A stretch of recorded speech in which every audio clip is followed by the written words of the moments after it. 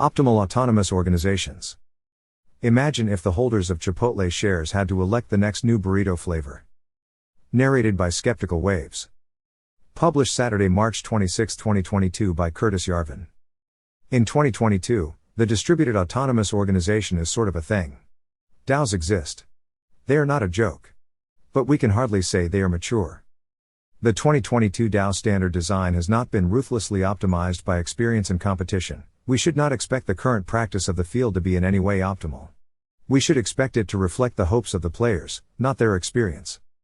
Autonomous and sovereign are of course synonyms, or near synonyms. When we draw up a contract for a DAO, we are drawing up a constitution for a government. In both cases, there is no power above the organization that can directly regulate it, and the organization has some power, mathematical or military, that can effectively defend it from all competing powers.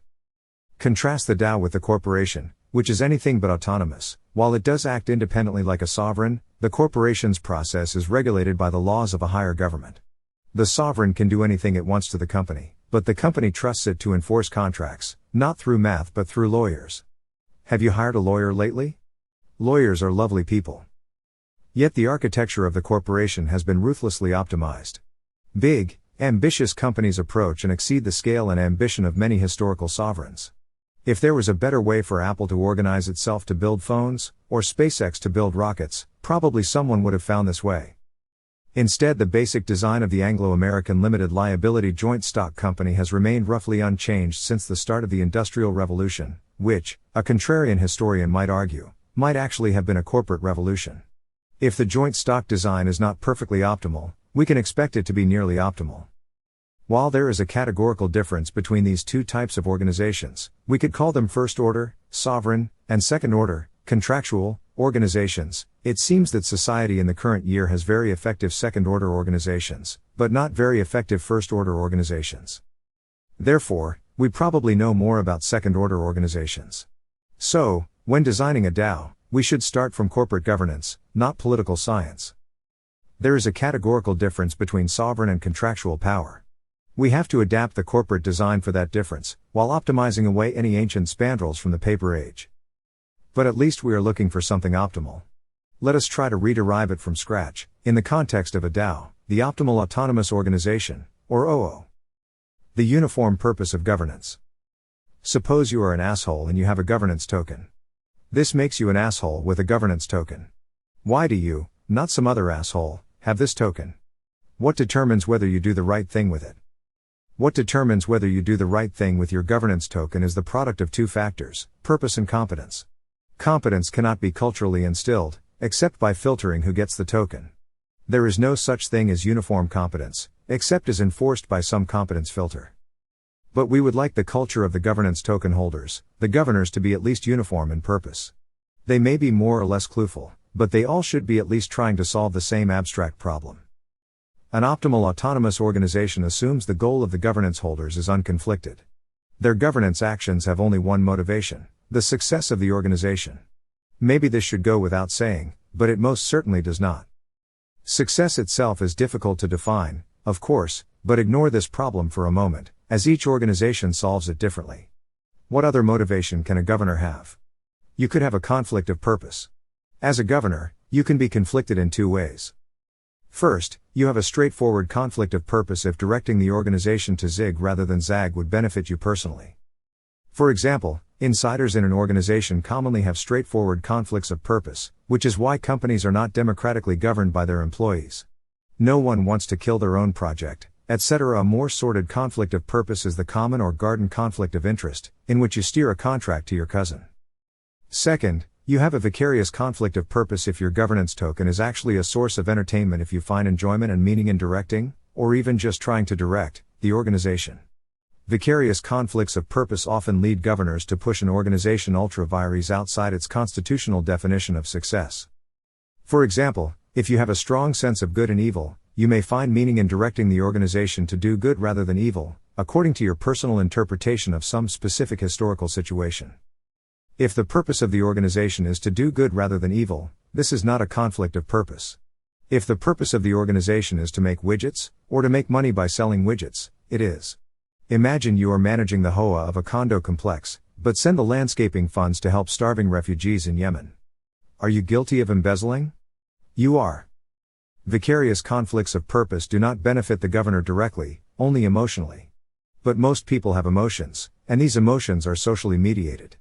Moreover, the most common socially mediated purpose of governance is not even related to good or evil, it is just the governor's socially mediated desire to experience status through importance. Impact is power and intrinsically pleasant to feeble human beings. Direct democracy and vicarious purpose. When we look at DAOs in 2022, we see a lot of direct democracy. It is normal for the holders of governance tokens, or the equivalent, to vote directly on policy decisions. Imagine if the holders of Chipotle shares had to elect the next new burrito flavor. Direct democracy is clearly a trade-off in favor of a vicarious conflict of purpose. One way to define vicarious purpose is a thought experiment. If you, a governance holder, could proxy all governance decisions irrevocably to a governance expert whom you absolutely knew would make better decisions for the organization, would you? If so, you have no attachment to the vicarious purpose of impact. But few governors of today's DAOs seem to be looking to surrender their power in any such way. Constitutions designed to pander to vicarious purpose may have a much greater chance of being created. But, because management by shareholder democracy looks like an absurdly ineffective practice from the corporate perspective, constitutions which make no concession to vicarious purpose seem more likely to be efficient.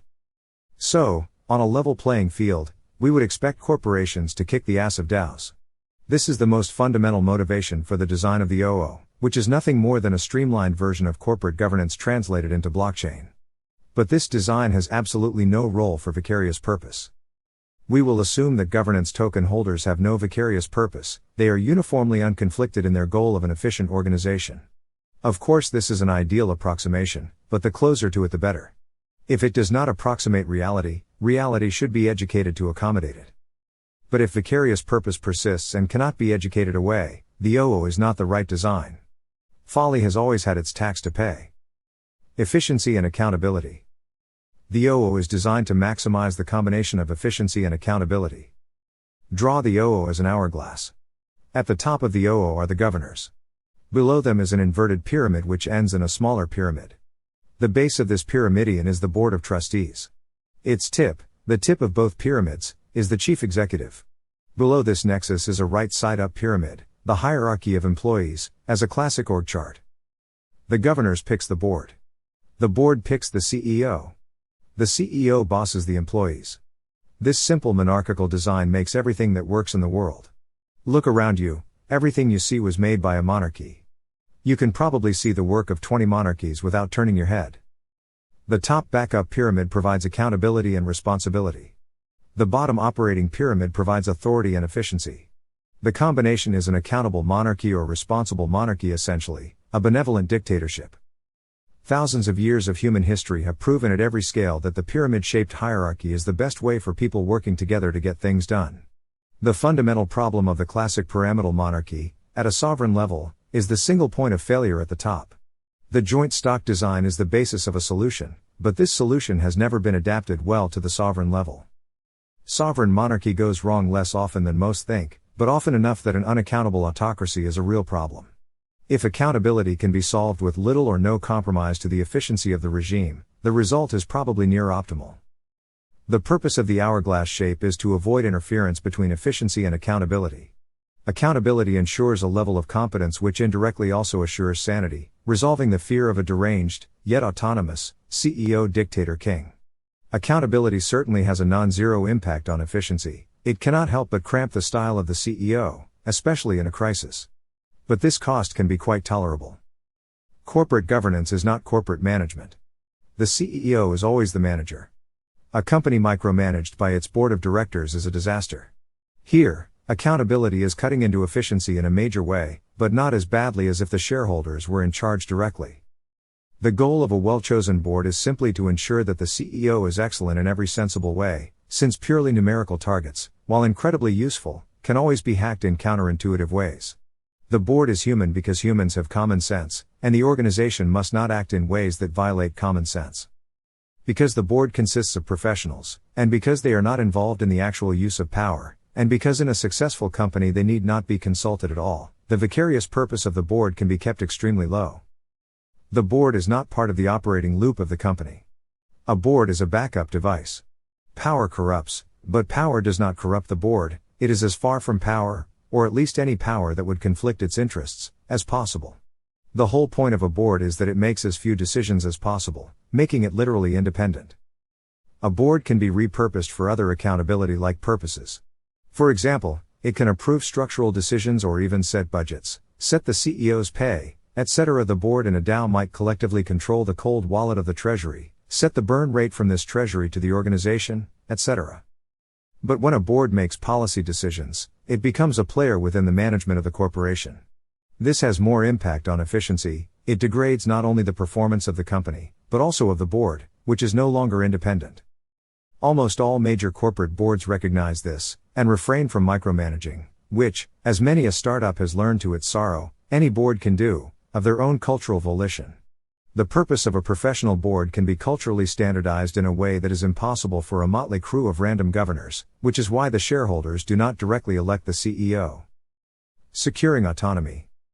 For a DAO to be truly autonomous, its governance must be secure against sovereign power.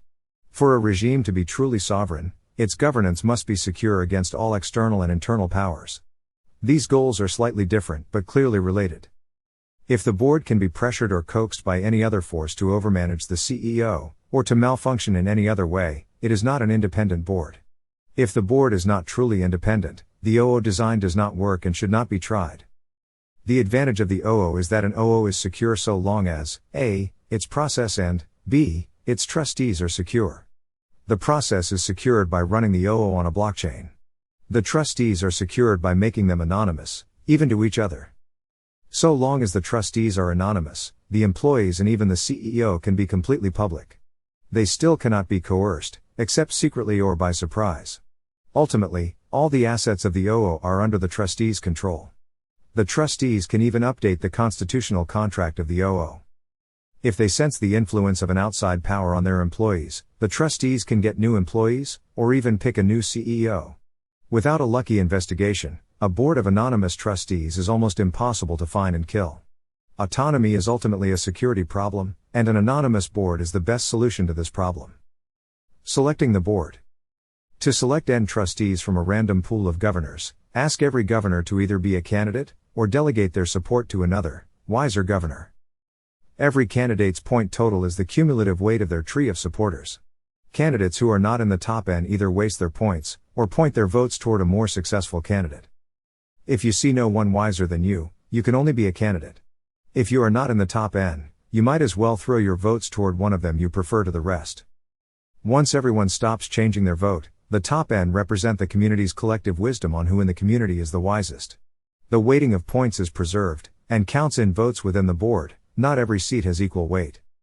In some cases, an OO begins with one or more founders, not a community. In this case, the founders should select their own trustees, whose mission is to continue the founder's vision, even if the founders die or go insane. But initial trustee selection has as many variations as there are organizations. Cutting the cord. Of course, the board election process can run continuously, occasionally changing the board membership as the body of opinion amongst the governors shifts, and as the board changes possibly changing the CEO. This is a terrible idea.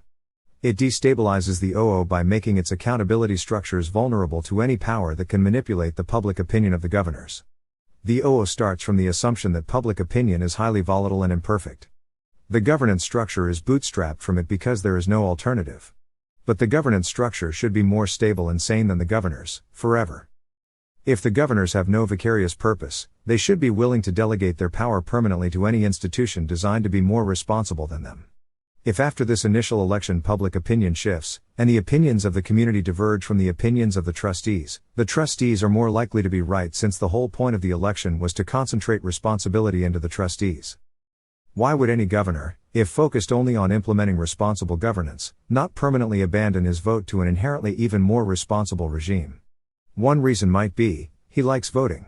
In other words, he has a vicarious purpose. The reset button.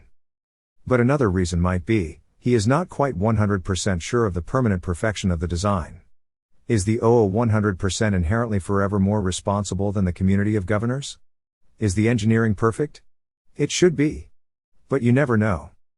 One way to retain the backup accountability of the community of governors, without pandering unnecessarily to their vicarious purpose, is to give them a reset button that reboots the government completely from the start. Board selection ends, but if, at any time in the future, the governors become absurdly dissatisfied with the board, they can reset the regime, resulting in a new election, etc. An election always starts out by producing a board aligned with the governors. So, while the reset button exists, the governors retain their ultimate sovereignty. But they have no way at all to manage the board, except by hitting the button repeatedly, which, democracy being democracy, they will get tired of. A reset button should have a high threshold, so that in any reasonably well-governed system it is never a serious possibility, just as in the life cycle of most corporations there is never a single serious shareholder vote. In the long run, it is probably a bad design. In some ways it is the most conservative design, and it deserves consideration. Anonymizing the trustees. It is difficult to anonymize the candidates in an election. We would expect election winners to be identified. Indeed, considering the threat model of the organization, there may be nothing wrong with an identified board. But there are so many ways to pressure a fragile human being. If any entity can put pressure on the board, that entity joins the board in the circle of power, an unholy and unacceptable intrusion.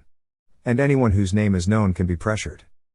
Once the cord of the selection process is cut, however, board seats are the permanent property of their holders.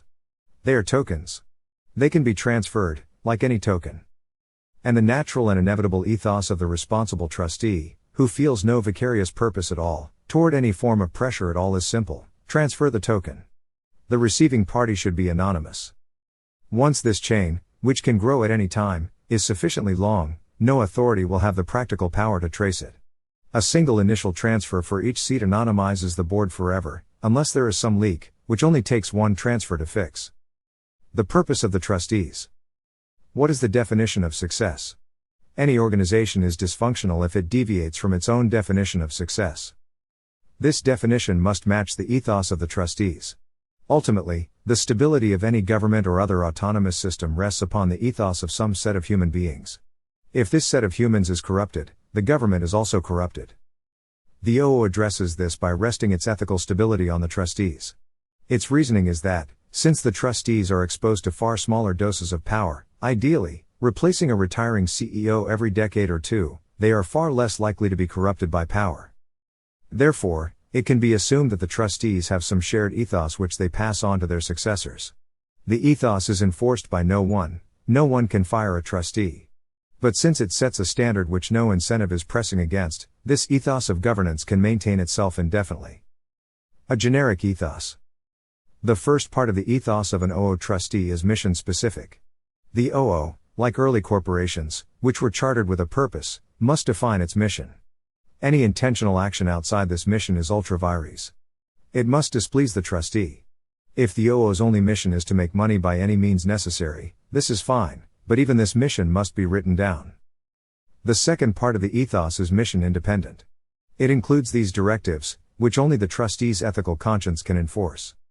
The trustee votes to maximize the performance of the CEO in achieving the mission, without using any other criterion. The trustee has a succession plan which will be activated in case of death or resignation, and has selected a successor of equal or greater responsibility. The trustee has the responsibility to remain anonymous, and the responsibility to resign if anonymity is compromised, even to other trustees. The trustee never acknowledges ownership of the seat, except to other trustees. The trustee does not communicate with other trustees or with the CEO, except within an anonymous virtual meeting of all the trustees. The trustee does not work in, for or with the organization. The trustee does not hold more than one seat. The trustee does not buy or sell a seat. The temptation to violate these commandments is fairly weak. Also, the damage done if some small percentage of the trustees violates them is fairly small. Again, since the structure and ethos of the OO insulate the trustees from the direct execution of power, power is unlikely to corrupt them. And if some seats are corrupted, for instance, if a seat is offered publicly for sale, a majority of the trustees can defend themselves by rewriting the Constitution. The executive. The executive should be 1, 2, or, rarely, 3 people. 3 only works because a triumvirate can take a vote, 2 cannot do anything without a consensus. In general, a multiple executive tends to only work with founding executives. In that case, though, It can work quite well. The executive should not have control of the cold assets of the OO, only of operating cash. If the OO is burning cash, the trustees set the burn rate. If cash dividends need to be distributed to the governors, the trustees send it directly from the cold wallet. The trustees must always be the direct stewards of the OO's capital and treasury. 3 types of OO. The 3 types of OO are sovereign, legal, and illegal. A sovereign OO is a government with a monopoly of force over some territory and population.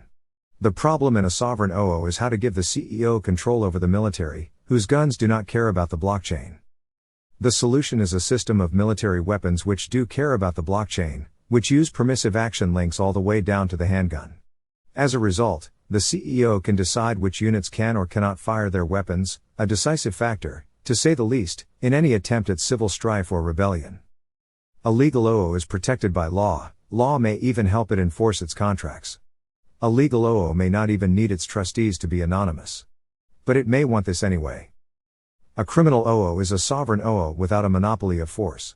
As a result, all its operations must be protected from every kind of sovereign force. Its assets must be privacy coins, its CEO and employees must be anonymous, as well as its trustees and its governors. Yet the effectiveness of this design for, say, a drug cartel, is undeniable. This is a scientific assessment, not an endorsement. Summary. The DAO is a fun and workable concept which many people are trying, but which has not yet learned to punch at its full weight when in the ring with real corporations. This is because DAOs have all been governed, A, by committee, B, by democracy, or, C, by informal power structures. These forms of governance have no chance in any equal competition with a joint stock corporation, which has the advantage of autocratic efficiency, the company's trains run on time. So they are confined to protected niches. An OO is a DAO running a modern version of the joint stock design. Eliminating the official rituals that slow down every official corporation, while maintaining the management structure that makes those corporations scalable and efficient, might produce a more equal competition between new and old management forms.